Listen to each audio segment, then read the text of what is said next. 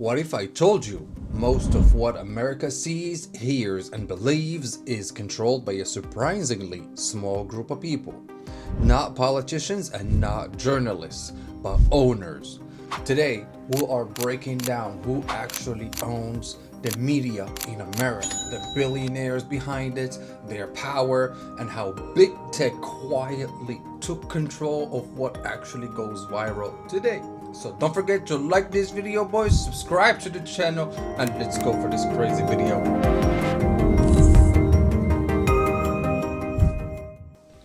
The big picture. In the US, the government doesn't own the media. Instead, about 90% of traditional media, meaning TV shows, movies, live shows, and major news artwork, is controlled by just a handful of corporations.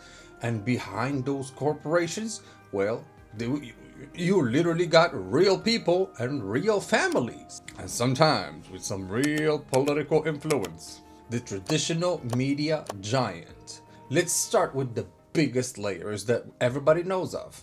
Comcast, run by Brian Robert, and he also owns NBC, MSNBC, CNBC, Universal Pictures, and Peacock. Robert controls the company through special voting shares, and his wealth, hundreds of millions of dollars.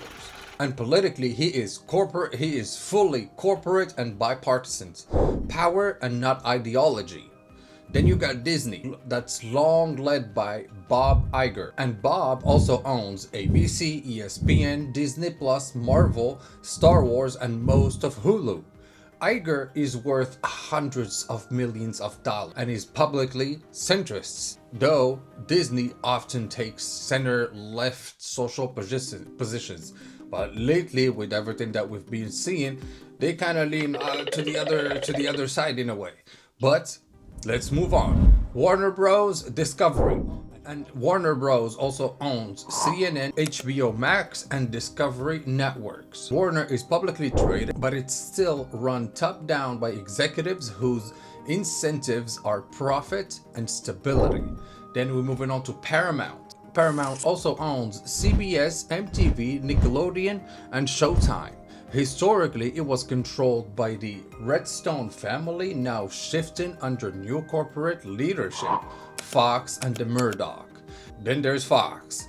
Fox Corporation, a news corporate that's controlled by the Murdoch family, now led by Lachlan Murdoch.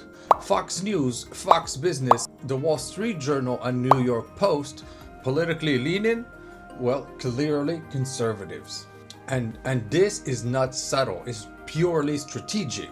Fox is one of the clearest examples of owner shaping editorial tone. Newspaper and quiet power. Not all power is loud. For example, you've got the Newhouse family, and the Newhouse family owns Condé Nast, Vogue, The New Yorker, Vanity Fair, plus dozens of local papers. Private, billionaires, low visibility, hedge funds like Alden Global Capital buy local newspapers, cut stuff, strip newspapers. The results, well, the news desert.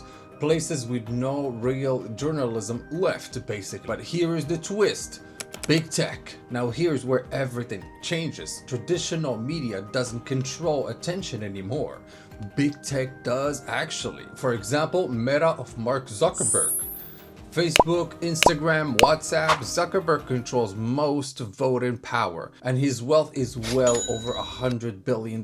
Meta does not choose the stories. Its algorithm chooses what happens. Outrage beats accuracy. Emotion beats context. Then moving on to Google and YouTube, Page and Brin. They control search results and video discover. If it's not on page one, most people never see it. Then you got TikTok, the fastest influence machine ever built.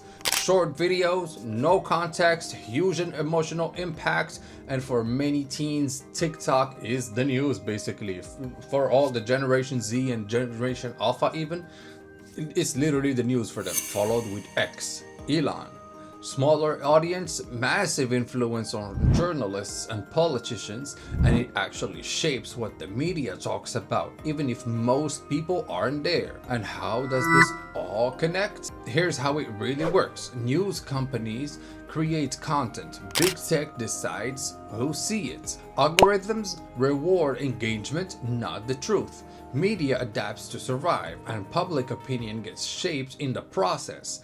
No secret meetings, no master plan, just incentives. And why does this actually matter nowadays? This does not mean that everything is fake. It means that power matters, ownership matters, and understanding who controls the system makes you harder to manipulate in a way.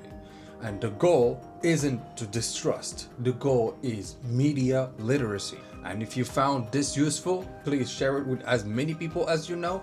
And if it made you uncomfortable, even better. Ask who owns what you watch and ask who benefits. And remember, in the attention economy, knowing the system is power. And on that note, don't forget to like your boy's video, subscribe to the channel, comment down below what do you think about this one, and I'll see you on the next one. Peace.